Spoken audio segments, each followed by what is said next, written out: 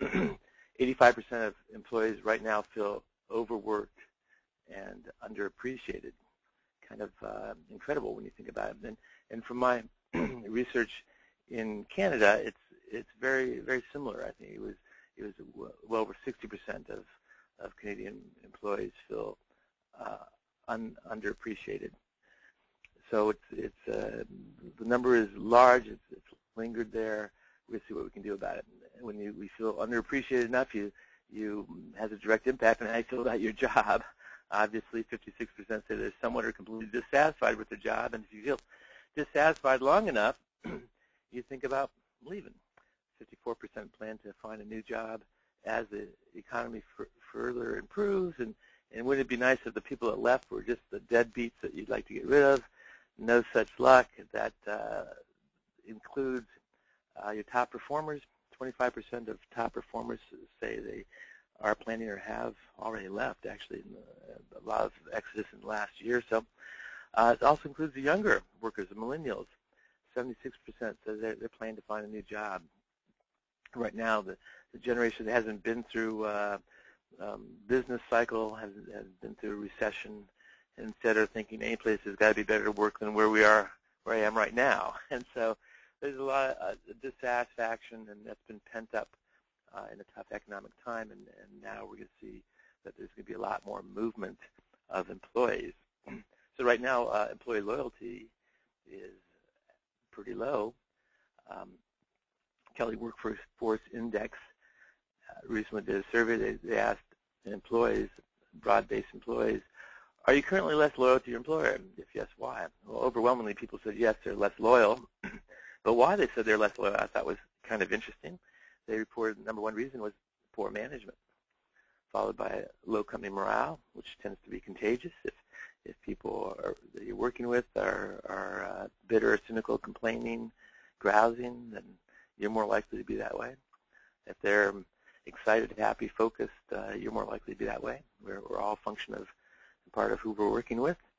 Decrease in company pay, and money is certainly an aspect of overall motivation. Poor communication was ranked high. Decreased training and development. And often that's one of the first things to be cut in a challenging time. Decrease in benefit coverage, which we're going through drastic changes, at least in the States, about that whole topic.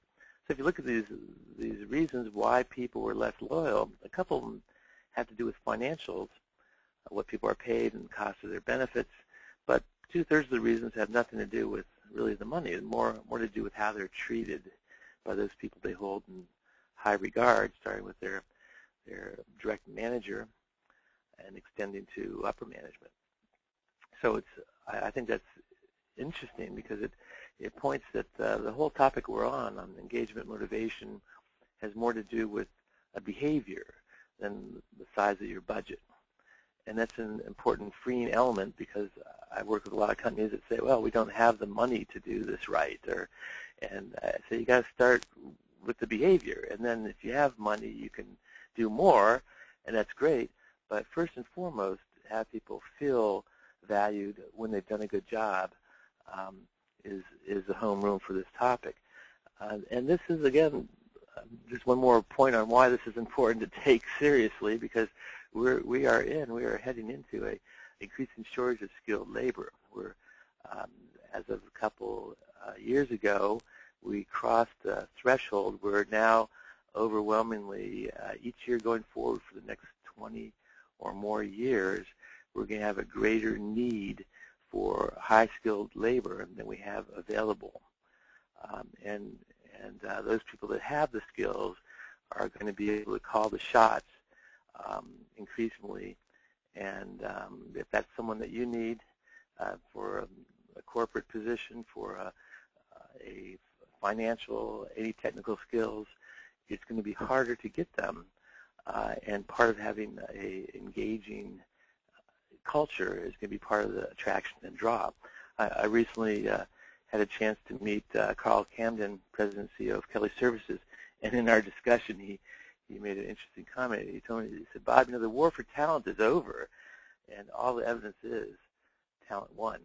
And I think he's dead on this, that increasingly for those people that we most need going forward to sustain and and grow your business, it's going to be tougher to get them. It's going to be tougher to hold on to them. Hence, one more reason to take this topic seriously. So whether your people are like this or whether they're like this has much to do with what you individually do in your sphere of influence as a leader and what you get and others in your other leaders in your organization to take seriously. And as if everyone takes that seriously, then you will become a culture of engagement, a culture of recognition where it's something you can bank on literally to help attract talent, to get the best out of that investment, and to hold on to them. All the evidence points to this. So we're going to focus on how to keep employees engaged and committed in challenging times. And I felt very excited that this topic of engagement is actually a pretty big spend these days. Companies this year will spend $720 million on this topic, and it's projected to increase to $1.5 billion.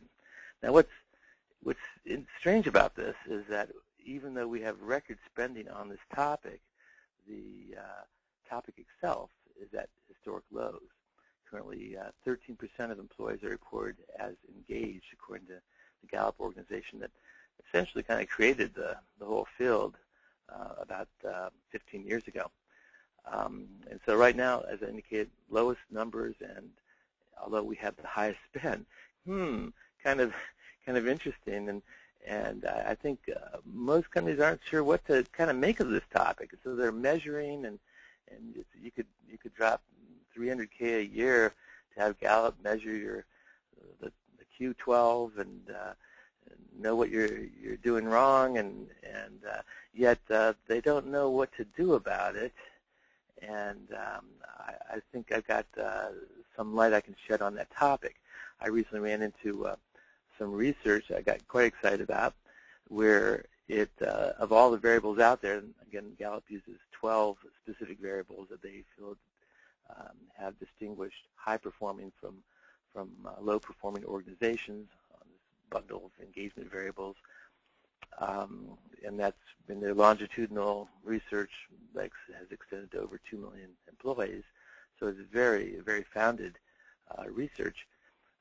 But what the research I ran into that I got excited about is that they said, who's actually getting an increase in their engagement scores, and what are they doing?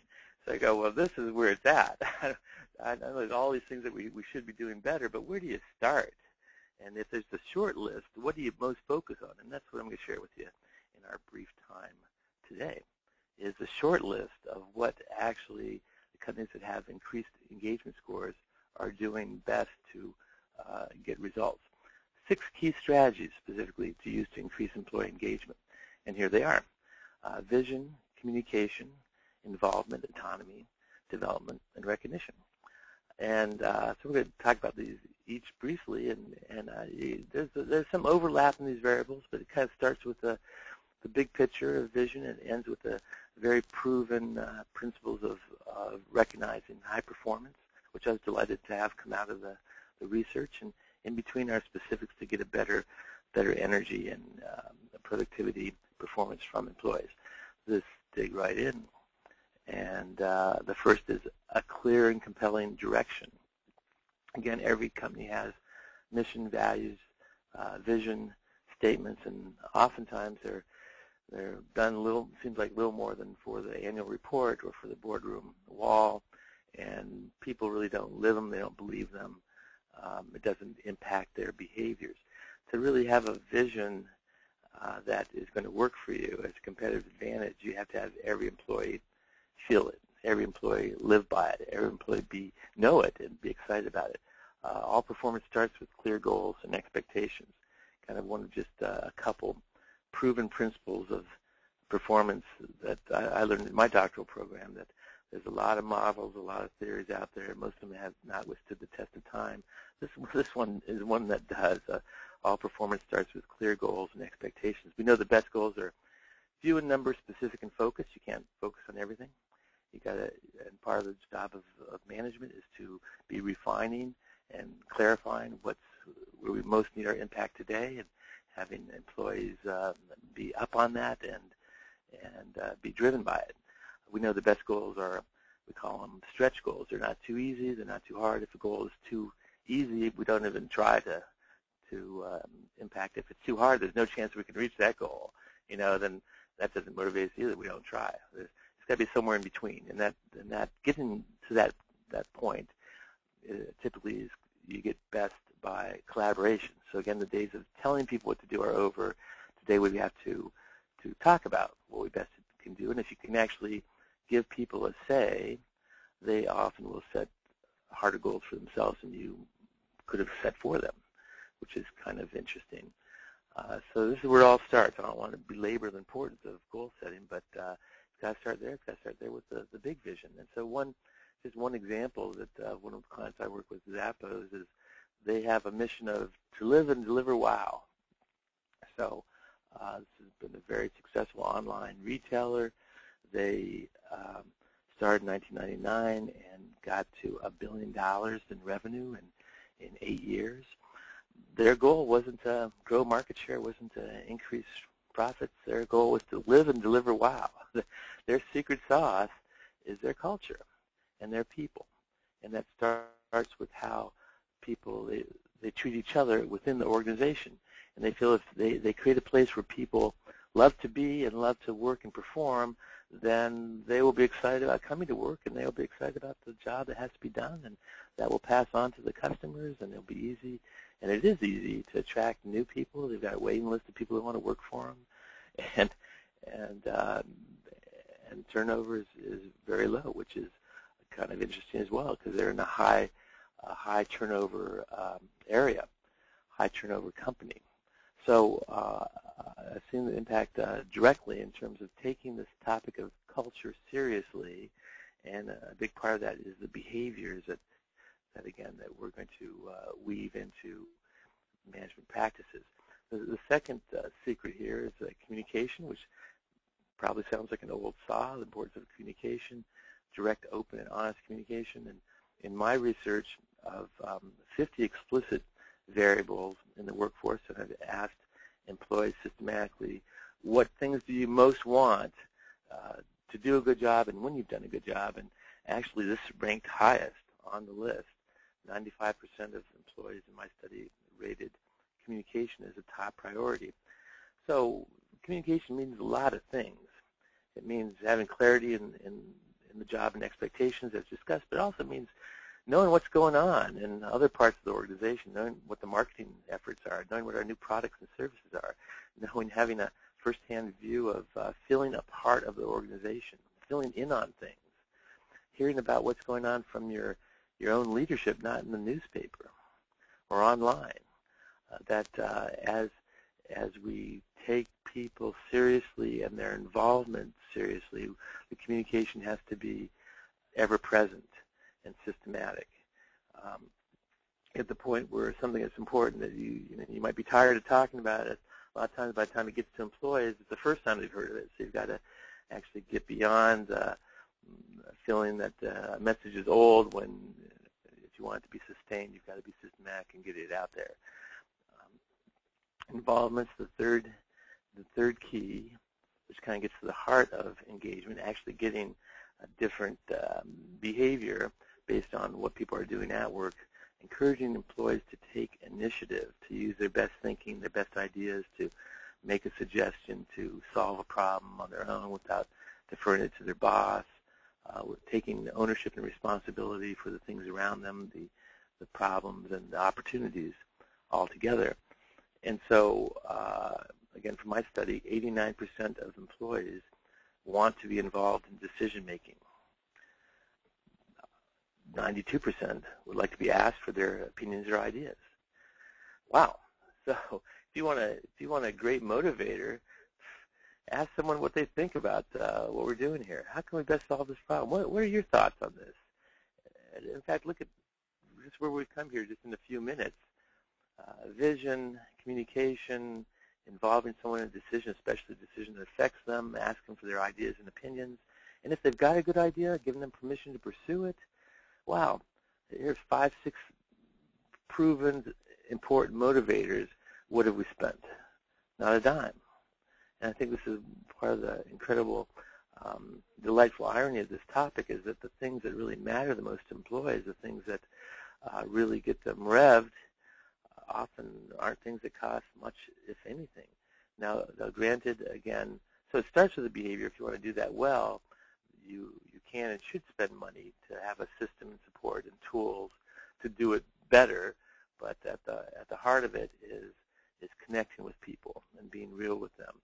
And that speaks. The foundation of this topic is behavior. So let me give you just one example to maximize buy-in and motivation. Challenge people for ways to improve. And this is just one example from recently here in the U.S. Two head-to-head competitors, Circuit City and Best Buy, were both hit with tough times of the recession, and they both were hammered. As in most organizations, their revenues and sales dropped off. How they reacted to that external conditions was drastically different. Circuit City said, well, people are our biggest expense. We're going to have to cut people, and cut they did. Some 9,000 employees lost their jobs, a whole strata, their stores across North America. And in the short term, their financials looked great. They saved labor being often one of the largest expenses for any company. But as they went out, 3 months, 6 months, and as they had replaced those people with lower paid employees that they didn't really spend money on training, they had a tougher go of it, drastically tougher. In fact, I remember shopping at a Circuit City during that time, and honest to God, someone came up to me and said, hey, can you help me pick out a stereo? I go, yeah, sure, what the heck? And I walked over with this customer to the stereo, and someone else came up to me, a third person came up to me and asked for help, and at that point the store manager walked over and offered me a job. And I said, I appreciate that, but I've got a job. But you might think about training these people that are working for you, and guess what? It's too late because they went out of business. Their main competitor, Best Buy, hit with the same circumstances. Instead of saying people are our biggest expense, they said, people are our biggest investment. We need to get more out of our investment, and we need to get it now. And so they used that time, that crunch time, to appeal to their employees for the first time ever, they set up an online survey device to collect solicit ideas from employees for saving money. Now, I guess they could have done that earlier, but the crisis brought them to say, we have to have new ways to connect with people and to hear what ideas they've got.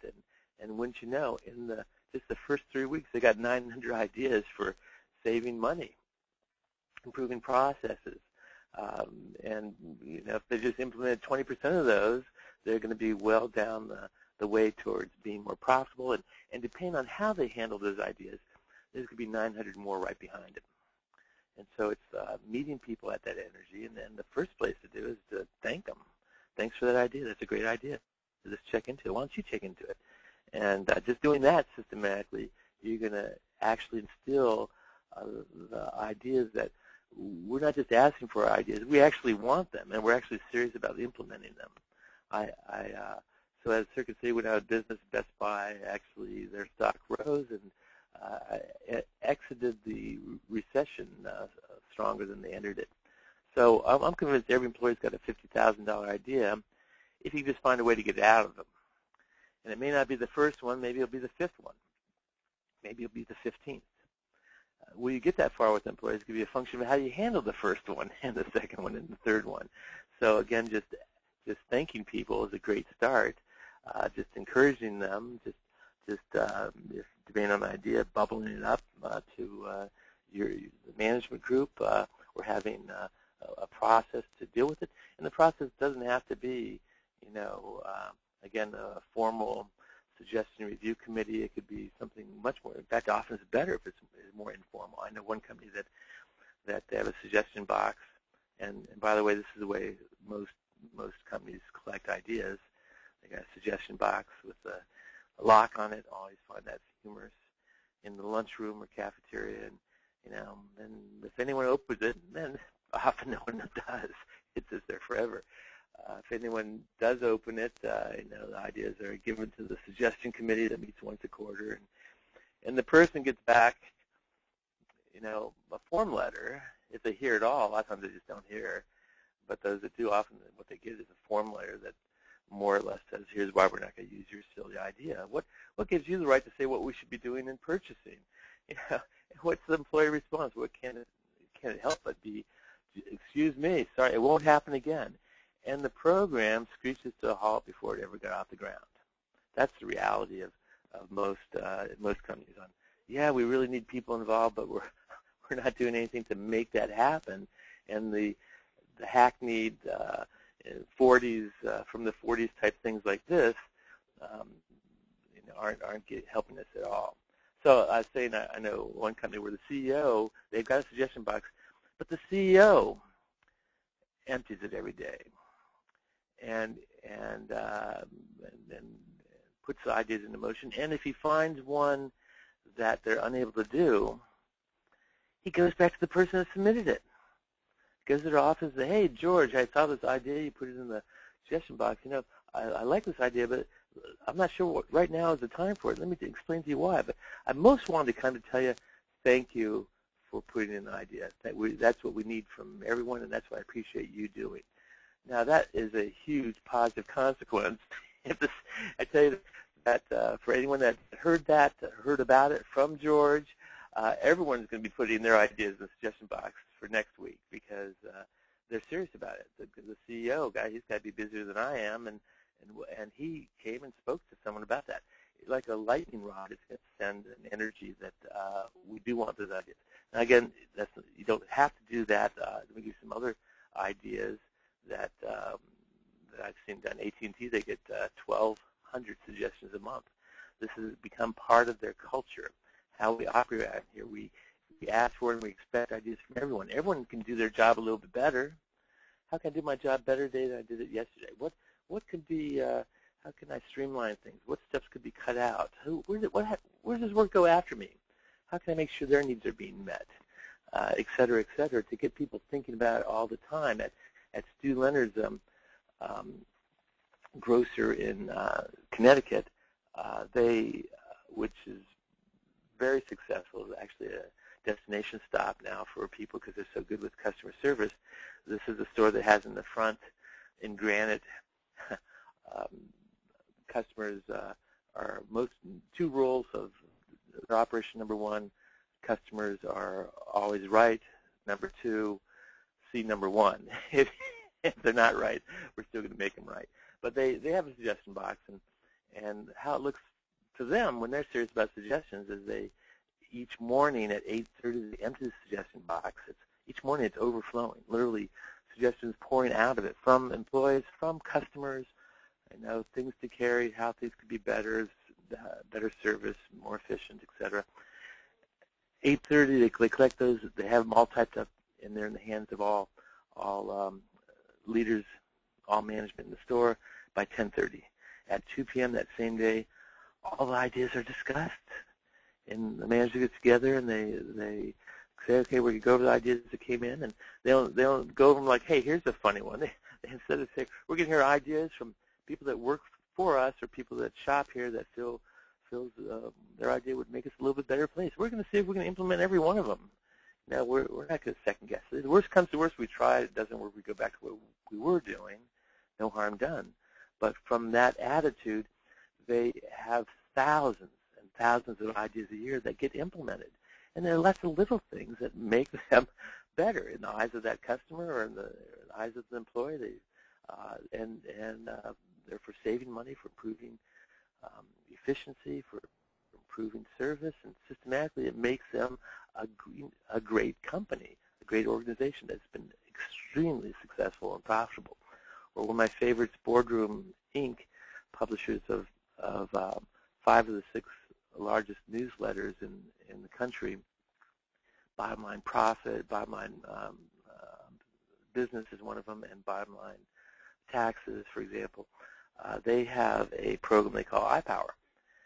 And very simple. They ask every employee to submit 2 ideas every week for how we can improve things.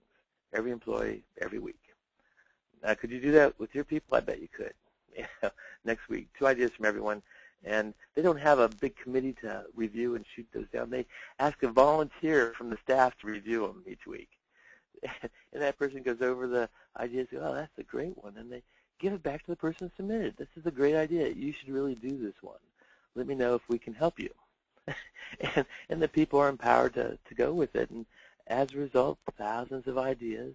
As a result, more energized.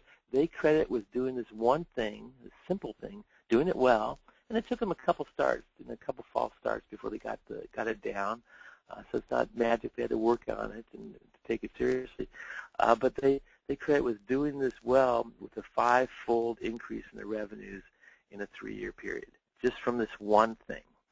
And everyone knows they're serious about it, and it's part of the culture, part of the daily. Everyone comes up with ideas. And so what does that mean? It means the first idea, you turn in, it's a knee-jerk reaction. Someone should fix the printer on the second floor, but after that, two new ideas. Well, I got to think about my job a little bit harder. So now you're thinking about during the commute, you're thinking about your morning shower, and all of a sudden you're thinking about where the work came from and where it's going to. And so you have a richness and maturity develops in employees on the ideas they suggest. In fact, in the system they've evolved, when they have a new employee, for the first year, they're asked to only suggest ideas from their own job, because they don't want someone to get in there and throw mud at a different department, and they don't even know who they are yet. And so keep the focus very tight. And then as they get a maturity in learning how to think through an idea, doing a cost-benefit analysis, then they allow them to expand the horizon. Again, very, very powerful, very simple, powerful process if you take it seriously and get into it. So encouraging employee initiative.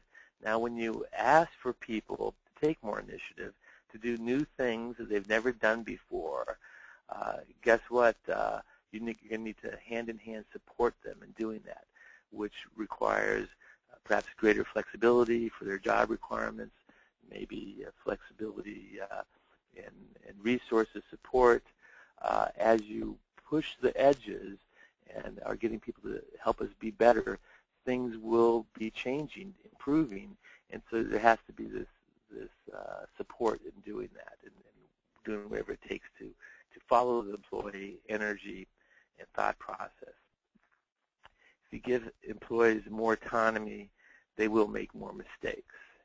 Again, from my research, 94% of employees want their manager to support them when they make a mistake. Boy, that's a truism, huh?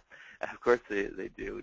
Now, unfortunately, human nature being what it is, many managers have expertise in just finding fault and being the super worker that was promoted from having their own technical skills, and they want to keep using those, and so they're going to prove they're the smartest person in the room and validate their promotion by making sure everyone else is wrong. In fact, let me take that back from you and do it myself because I knew you couldn't do it right anyway. Yes, so if you focus just on the mistakes people made, that they usually already know they made them, they're not going to make that mistake again, I guarantee you. But what you do in terms of their self-esteem, what you do in terms of their willingness to take a risk, a chance to use their best thinking, to push the curve, is never going to happen again because you just embarrass them in front of their peers, and you send them a very clear message that we just said we want your ideas, we don't, and initiative, we don't really want it because if you make a mistake like this again, you're fired. Okay, well, I don't want to be fired, so I'm going to keep a very low profile, and I'll just do what you tell me to do. Welcome to, again, many businesses where people are just showing up for work and can't get in trouble if I just do what I'm told to do. And unfortunately, I don't know any organization that can be competitive and succeed, let alone thrive, by people just doing what they're told to do. You've got to have them pushing the curve, and the management has to follow and be supporting them. And the best way to lead is to be a follower for that employee initiative if well channeled. So one of my favorite quotes on this topic, you can tell a lot about the long-term viability of any organization simply by looking at how they handle mistakes. A quote by none other than Bill Gates, former chairman of Microsoft Corporation, one of the most successful companies in America. Just by how they handle mistakes, if we all focus on that and are intentional on doing that better and focusing on what people learned from the mistake, not the fact that they made a mistake and get over making them feel bad, embarrass them. What did you learn from that? That could be the best investment we've had this year in you. That beats all training we've given you. What you learned from that mistake that we all can learn from. Let's talk about that. Not to embarrass you, but for what you learned from it and what you'll do differently next time. Very powerful. So it takes us, so as you provide adequate flexibility and support, and that could be things like trusting people to work from home, telecommute. And there's a lot going on in that area. That's basically a part of autonomy. Someone recently told me 40% of all employees this year will be working virtually. Wow! So we have to get comfortable and master how best that can be done. And companies are having a lot of success with that, and there's a lot to be said about that. So it takes us to number 5 here, which is development, focusing on learning and development, which a lot of companies, it seems like it's kind of an optional thing, that if we're having a good year, we'll do some training. And if we're having a bad year, we're going to cut out all training, kind of a knee-jerk reaction. The best companies I find don't do that. They keep a systematic focus on helping people learn new skills and grow and prepare for other jobs and cross-training and whatnot. 90% of all development occurs on the job, in the next assignment, and the one you're currently doing. So again, using that as a development tool and helping talk about someone's career and what they'd like to do next and what they're interested in learning and what you think would be good for their career, put them in line for a larger job. All that type of thing should be part of the systematic relationship and systematically discussed with employees. I know when I worked with American Express, they had a wonderful technique that I just loved. They called it label and link. They actually teach their managers. It's a delegation technique. They say when you have an assignment to give someone, there's a couple ways you can do it. You can say, hey, Fred, bad news, your turn to do inventory. Do I have to? Yeah, everyone's got their time in the bucket. And here, Fred, is dreading the assignment even before he's even started it. That could be the opposite of motivation. They teach managers to set a situation like that. Say, hey, Fred, we got inventory coming up. I immediately thought of you because we've discussed where you want to go in the organization. Now you want to get into management. A key skill set to be in line for a job like that is inventory. It's kind of basics for how we do things around here. And I thought this would be a great opportunity for you to pick up those skills. Now, I know you got a lot on your plate now. I expect that all to be done. But if you're willing to take this new assignment on, there's going to be no such thing as a silly question. I'm going to do whatever I can to help you understand the skill set to the best of my ability. The fact of the matter is, it'll probably take me longer than if I just did it myself, as I've done before. But that's time I'm willing to invest in you based on what I've seen in your performance and potential with our organization. So think it over. What does Fred say? I don't need to think it over. Thank you for thinking of me. And this isn't a gimmick. This is a strategy. This is alignment of individual and organizational goals. It says that I'm willing to think of you and your future as well as my own success and the success of our organization. And people will rise to the occasion. I've experienced this as an employee. I've experienced it as a manager. People will rise to the occasion. They will get through the more rote part of their job to work on the new assignment, the new project, the task force, whatever it is, with an excitement because it's paving a new way for them. They did this. Now, did they wake up one day at American Express and say, hey, this would be fun to do? No, they surveyed their employees and they found that one of the things that was critically important to today's professional employees is development opportunities. And they asked a simple question that I think is one we should all ask. If we could be better at this, what might that look like? I don't know the answer offhand, but you run into a problem. Ask, if we could solve this, if we could make this a strength instead of a weakness, what would that look like? And it frees you up to take a line of thinking and brainstorming well, what would be the first step if we were to make that happen? And this is a conversation they had over time, and they end up saying, well, we've got to give people the skills to delegate in a different way, and that's led to this label and link. Label what you're doing and link it to something that's important to them. And we're going to discuss it. We're going to practice it. Everyone could be experts at this. On the way, they found that they had managers that were pretty good at this already, but they had some of them weren't very good at talking about it. So they'd think of people and how they can help develop them, and they'd make assignments, but they never explained to the person what they were doing. They never involved them in the conversation. They never, from the person, a lot of times they just thought more work was being done to them. They didn't know they were being groomed. And so that all changed because now they're experts at talking about it, and employees feel part of it, and they feel the commitment of the organization, and they respond with their own energy and willingness to stick around here because I know things are in store for me. I don't have to find advancement by jumping to another company that developed me with a bigger, longer-term plan, which is important, especially when we look at millennials, the new generation entering the workforce that this year represents the largest generation of the workforce, 32%. Their average tenure is 1.8 years. If you expect to attract them and to keep them beyond 1.8 years, you better have a longer-term plan, and you better be talking about that out of the chute from them, not after a year. That doesn't even make sense to them. I'm going to get feedback on my performance a year from now. I'm going to be gone long before then. They need and expect feedback on a daily basis. And so that takes us to the last point here, recognition based on high performance.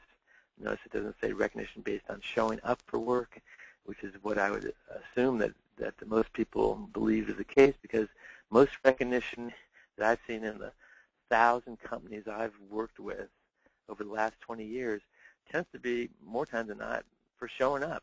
Years of service, birthday parties, end of the month stuff, even employee of the month, which sounds like it's performance-based. Well, the first time it was, but what happens is people get around a table. It's after a few months, hey, we got to come up with employee of the month. We just did that. Yeah, I know we need someone else for this month. Well, gee, what about Betty at the front desk? She's so good with our clients. We gave it to her 3 months ago. Oh, I forgot. You can't give it, you can only be excellent once in the organization. We got to pick someone that hasn't been employee of the month. Now it's on a quota system. We put excellence on the quota system, and now we're struggling. Well, come on, let's pick somebody. We're going to be here all day. What about Tony in the warehouse? Well, does he deserve it? Who cares? Come on, we got to move on. So Tony gets it, and what's his reaction? I knew if I hung around here long enough, they'd notice me. The whole thing becomes a joke. And this is the case. We've got to move it out of the joke department and into the driver of performance department. So the most proven principle of management is you get what you reward, that when you get serious about performance, hand in hand, you got to get serious about recognition. It has to go hand in hand with your strategic initiatives and objectives, with your core values and operating plan. You can't say these things are important, raising revenues, yet we're going to recognize these things over here, years of service, birthdays, end-of-month parties. No, you got to recognize the things that are important. If it's progress towards the initiative, then you've got to notice movement on that. You've got to specify the behavior and find ways to acknowledge that as you go. Although most employees want to be recognized, pretty much universal from my doctoral research, 99% of employees expect to be recognized. Not just, it used to be they'd like to be recognized. Go back 10, 15 years ago. Now they expect it. They expect it. They do a good job that someone says or does something.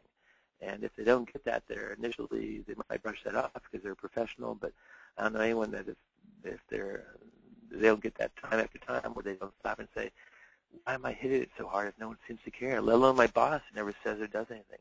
And that's when they start to get one foot out the door looking for a better place to work. Now, in my experience, some 80% of managers think they're pretty good at recognition. I'm always doing stuff like that, which is kind of humorous, actually, because this often is in their mind they're doing it. You talk to their people, and as I have, and they often say, are we talking about the same person here?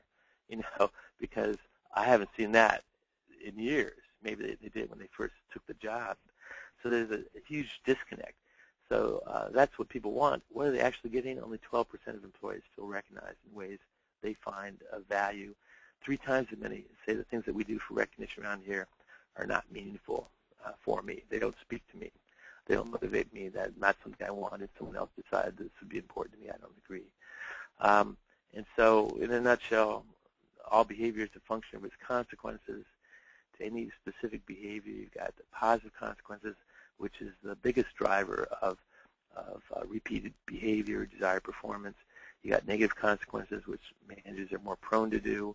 You have no consequences. Most employees say where they work, they don't get any consequences. There's not a lot of discussion about role and expectations, and you find out, what you did wrong very quickly, and we never get positive consequences. This is the reality for most. In fact, Ken Blanchard, who I worked with for 10 years, he used to call this lean style of management in North America, leave alone zap. We leave people alone, and then we let them have it.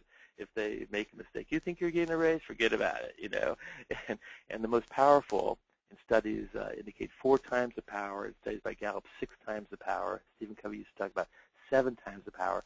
The positive consequences are the biggest driver of desired behavior and performance are done the least. Because we're busy, we don't know what to do, because no one does it for us, et cetera, et cetera. You got to, as a leader, make this part of your behavior repertoire. You've got to get other leaders in your organization to do it, to get a critical mass, to create this movement that will drive recognition. So in the book that you'll get from me, you get to see actually 1,500 real-life examples from all size companies, 28 different categories. Let me just give you a couple quick ones. Here's a banana. My guess is if we brainstorm, then we would mention bananas as a key incentive. Yet in a real story from Hewlett Packard, a senior software engineer burst into his manager's office one day and said, "You won't believe it, I fixed the software bug. I've been working on it for weeks." His manager, knowing the importance of a timely recognition, wanted to do something then and there, not the end of the month, end of the quarter, heaven forbid, end of the year. That's called ancient history in any fast-moving, dynamic organization. The guy gropes around on his desk, hands the senior software engineer a banana from his lunch. With the words, "Great job, I knew you could do it." Now, I'm not sure how you'd feel if your boss gave you a banana. It seems kind of silly. It wasn't silly to this guy. He showed everyone the banana the boss gave him and why it took on a life, a story of its own today in that division in Hewlett Packard, Sunnyvale, California. 17 years later, the most prestigious award for technical achievement is the Gold Banana Award. Now, it's not the same banana, of course. They create a plaque. In fact, you get traction with something, and then you build on it. They create a little lapel pin. When someone gets that award, they get a lapel pin to wear on their name tag. It's turned into an elite performers club. It happens to drive the most focus and energy and what happens to be the most highly paid technical staff. At Office of Personnel Management in Washington, D.C., they've got the Wing Spread Award. Here's a picture of it. They give it based on a clear criteria, and when you use formal recognition, you got to have a clear criteria. And one of the things I like about this award is that a woman got it. She went to her boss. She said, "I appreciate getting this award. I've worked hard for what it signifies. But I also feel a little bit guilty because a lot of people have helped me achieve what I have. Is it okay if I pass this trophy on to someone that's helped me?" And her boss said, "Well, it's your trophy. You do what you want with it." And so she did, thereby starting what's known as a pass-around award. Very simple idea. Anyone can implement it. Why it's being passed around, you can decide. What's on the short list of behavior that you got a little bit more of in your department or in your organization, we have a better competitive advantage. Is it repeat customers? Is it referrals? What is it? Start talking about it. Use something like this to bring you to the highlights. And it doesn't matter what you give. You can go get a bowling trophy. What matters is you're taking time to notice something that matters to our mutual success. At Anheuser-Busch, this is Busch Gardens in Tampa, Florida, they give tokens to all their supervisors, and very simply they say, when you see an employee, even someone that doesn't work for you, even someone that you haven't met yet, you see them doing one of our core values, the values that we spend a lot of time focusing on what will make us most successful, things like safety and teamwork and service, give them one of these tokens. That's the program. And so here's somebody stops to help someone carry some boxes. No one asked them to do that. That's teamwork. Thanks for jumping in. Here's somebody that's getting the customers laughing on a hot day in a long line, and that's service with a smile is for you. And the way that program works is that the employee gets this token from someone, a supervisor for the park, and they can turn it into payroll and get an extra $20 in the next paycheck. They told me, Bob, nobody turns them in. That token means more to them than the cash they could get. You get cash, you spend it. You buy lunch, you get bigger cash, you pay down a Visa bill. There's no trophy value, there's no memory. They just gave them a memento that the person can carry with them to remind them of their commitment. They could show their kids. They could be out for lunch and they pull out change. When the bill comes, hey, you got one of those tokens. What was that for? Oh, this. Yeah, I had an idea I thought could save us some money. My boss agreed, gave me a token. Wow, I got an idea. I'm going to suggest something. You get this multiplier effect with using these principles if you're creative and systematic about it.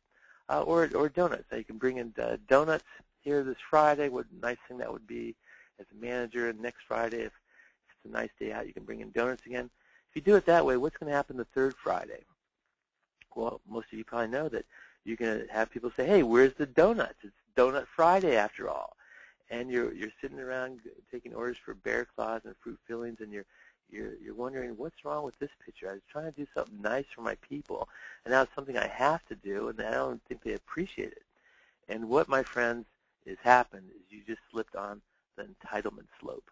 You did something just to be nice that wasn't based on performance, and it's going to suck you into doing more of those things that don't matter for an increasingly disgruntled, disenfranchised employee audience. Welcome to corporate America and many, many companies, if not most. So it's not. So donuts could be good, but do it around some type of performance. Our personal best, a new account, someone finishing a degree. Don't just do it just to be nice. It will come and bite you. So the value of recognition, if you take this seriously, it becomes systematic throughout your organization, has been proven. This is research from Merits that culture of recognition employees will report they are 5 times more likely to feel valued, 6 times more likely to endorse a company as a great place to work, 7 times more likely to stay with the company, 7 times more likely to stay with the company as we enter an era of a shortage of skilled labor. 11 times more likely to feel completely committed to their jobs. And we know from research from Towers Watson that committed employees deliver 57% more effort than uncommitted ones. That's like getting $1.57 return for every dollar you invest in your people.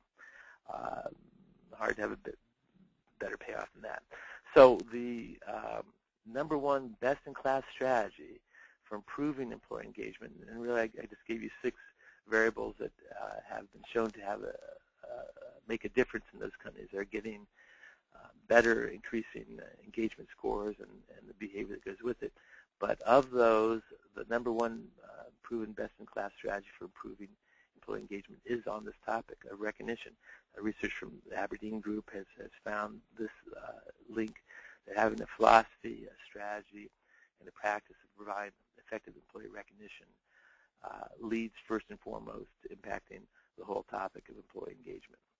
So if there's a place to invest your time and your resources, it's do recognition right. And I've asked Michael Levy if he really has more expertise in setting up stuff like this. I'm more of a researcher and a theorist, and I'm interested in best practices. But how to get there is really I got to leave it more to the people that are closer to the mechanics and have the experience in doing just that. And I've asked him to, if he'd share a few examples of firms he's helped to set up this type of program for.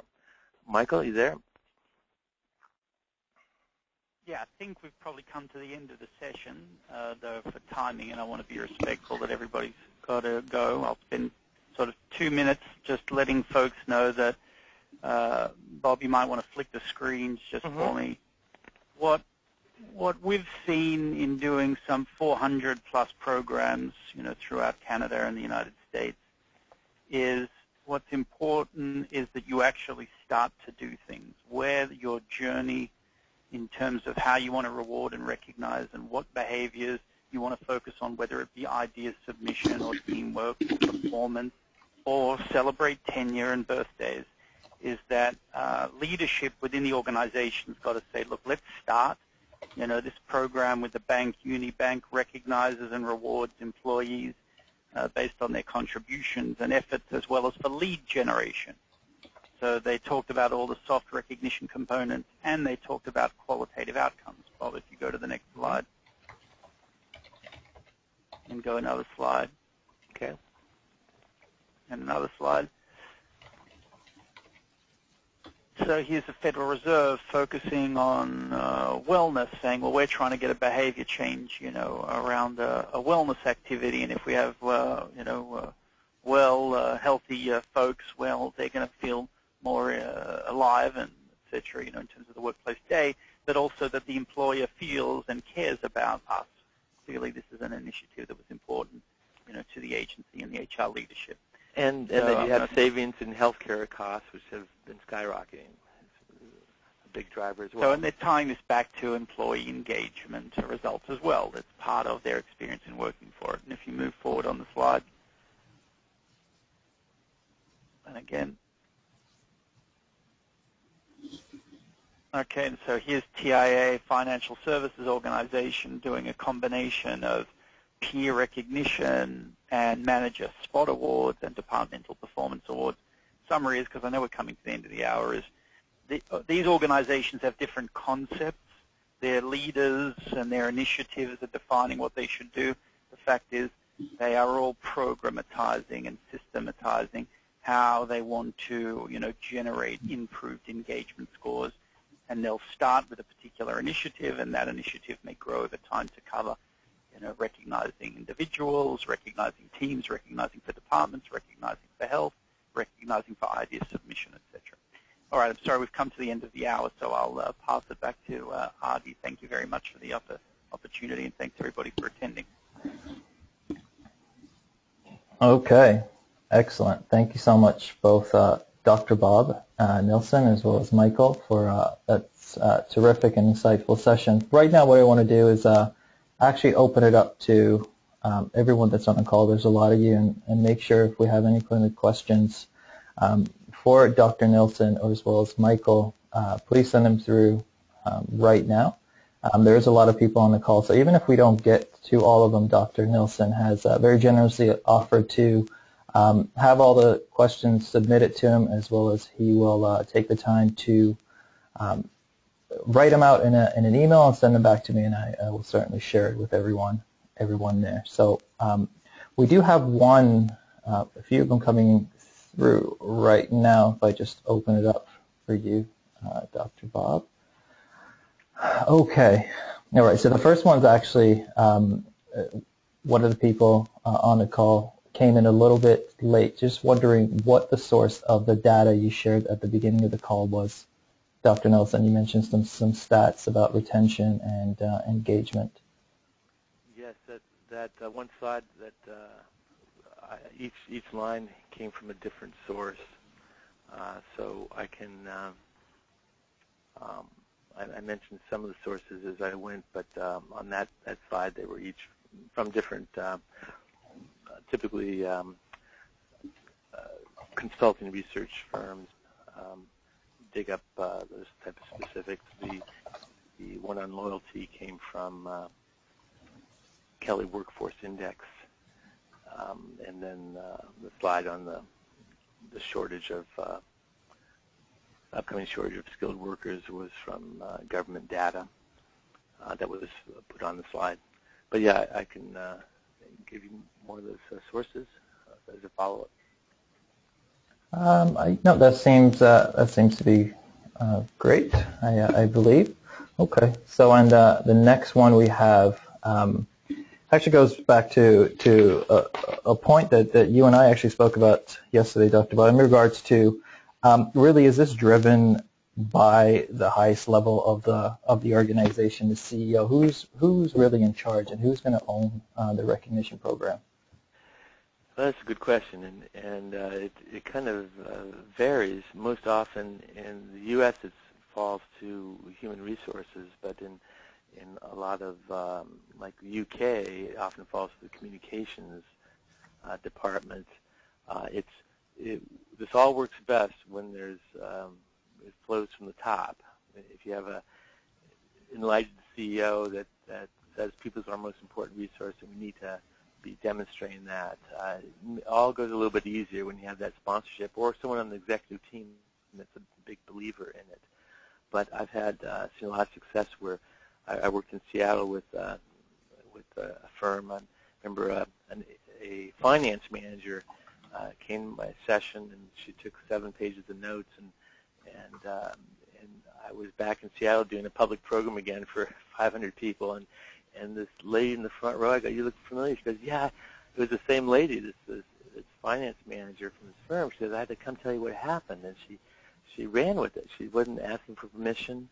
That she said, "This is real. It's going to happen in my sphere of influence." She did it in her department, and it had a drastic impact on energy and excitement that other people noticed. And what are you guys doing in there? People are so, come to the next meeting we got. In fact, let's have a joint meeting. And it's very contagious. And it got going in their facility, and I helped to validate their success they had from the measurements they had, pre and post measurements on, and it's like night and day. And from that conversation, fast forward about 18 months, they entered the best places to work in America, number 23 Perkins Coie, a law firm out of Seattle. Based on one person, middle of the organization happened to be a finance manager saying, "This is real. I'm going to take it seriously." Not hoping for someone else to do something sometime, or someone else should worry about this, but I'm going to do it. And if you do that, you'll get the results with your own people, but good things can happen where it rolls out to others as well. Okay, fantastic.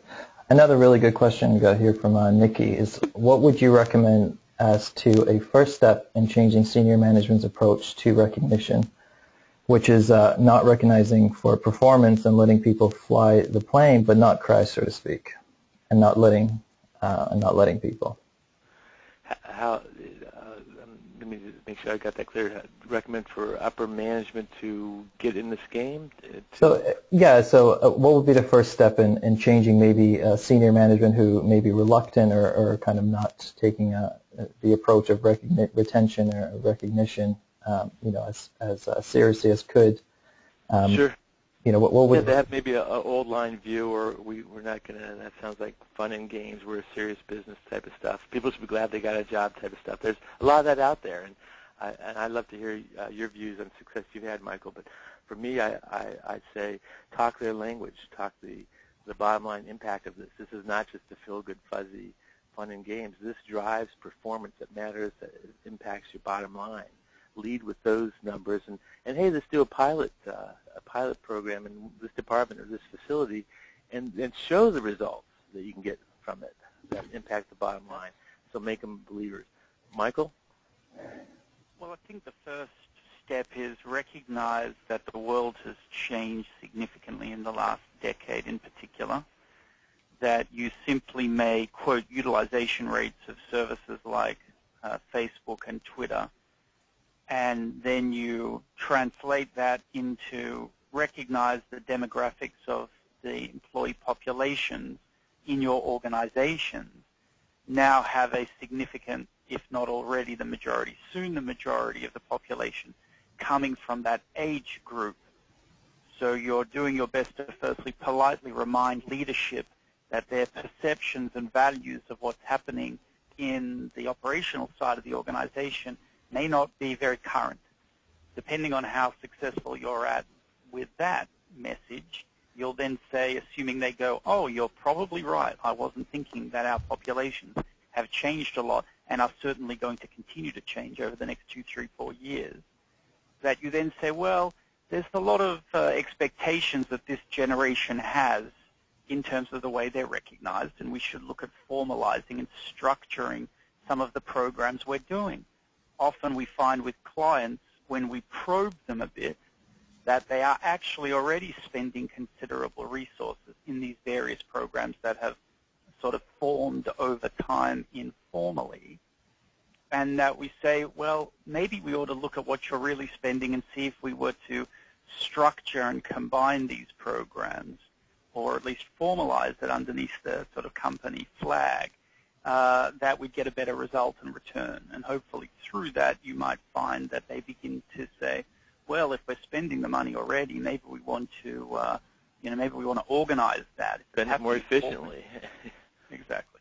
Yeah. Sorry. And that's I find often you're dead on there, Michael, that people say everyone's doing different things in their areas, and why don't we put this all under one umbrella so we're driving the same values, we're driving the same vision, and having it be all over the map, and then we can save in the buying power of things that we're doing as well, and administration for that matter, because having it be a quarter-time job for a dozen people, let's have one person, let's have a vendor that can best do this for us. Excellent. I think Nikki actually really appreciated that comment. She said, that's great. I'm going to go try it. So really good advice. Actually, Dr. Bob getting some more love from the people in the room. Gary said, I saw Dr. Bob speak in Las Vegas seminars and have successfully been able to implement many of his ideas. So thank you. Will make my day. Good. So we have another question. I know we're sort of a little bit over time. I want to try to get to everything. Maria. Okay, last one. Yeah, so Maria, actually here in the GTA, asks, what are some of the strategies you've seen used to recognize employees in a smaller team, perhaps 10 to 12 people, including management, and very specific to the finance organization, the finance department. Team is mostly made up of financial analysts. I would assume it's very transferable, but it would be great to get your input on that. Well, I think, and I presented a lot of research, but, the way you cut through all that is you just have the conversation with the team and to say, people are doing a good job, and I'd like to, I just heard this webinar, it got me thinking, are we doing enough recognition? And putting that on your next agenda, your staff meeting with the group, and seeing what they think. And no one's going to raise their hand and say, boss, I've just had it up to my eyeballs with you telling me what a great job I'm doing. Knock that off. That everyone's a court low on this topic. That we all need this. We're all moving fast. We're busy, and so just again asking the question: what if we were better at this? What would that look like? What could we get started? And at the beginning of a project, to say, hey, if we're successful on this is going to be quite a challenge. If we're able to make it happen, what would you all like to do to celebrate?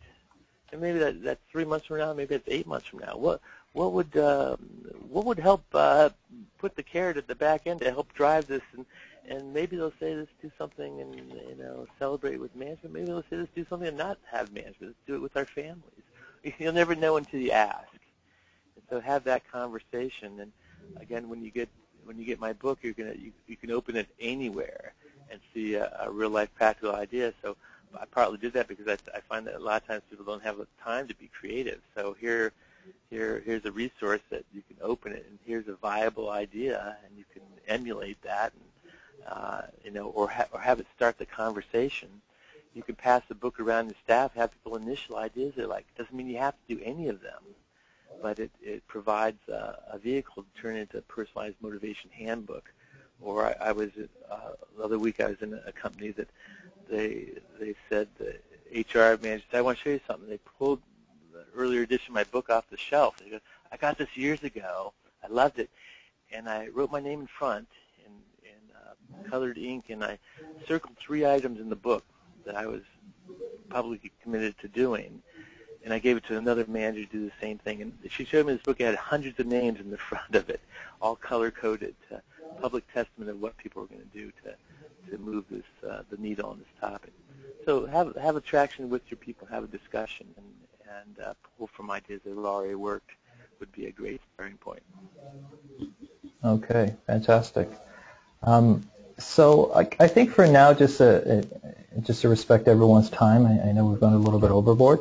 There are some further questions that are coming in. I'll make sure to kind of send those over to Dr. Nilsson and have them respond to them, and I'll make sure to get it out to everyone. So thank you so much Dr. Bob Nelson, as Thank well you, as Artie. Michael I Levy. appreciate your hosting this, and thank you, Michael, for covering the cost of books for everyone. I think Online Rewards has the best I've seen out there in terms of a system to make this stuff happen, to track it, to drive it towards desired goals. So please take a look at what they have to offer and have a conversation with them.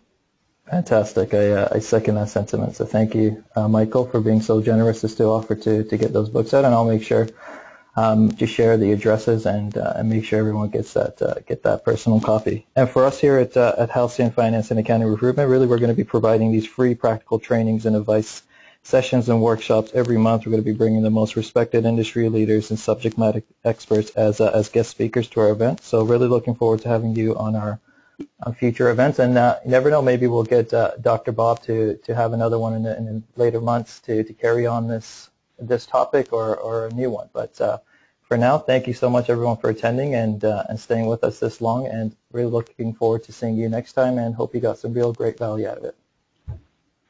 Thanks, everyone. Bye now.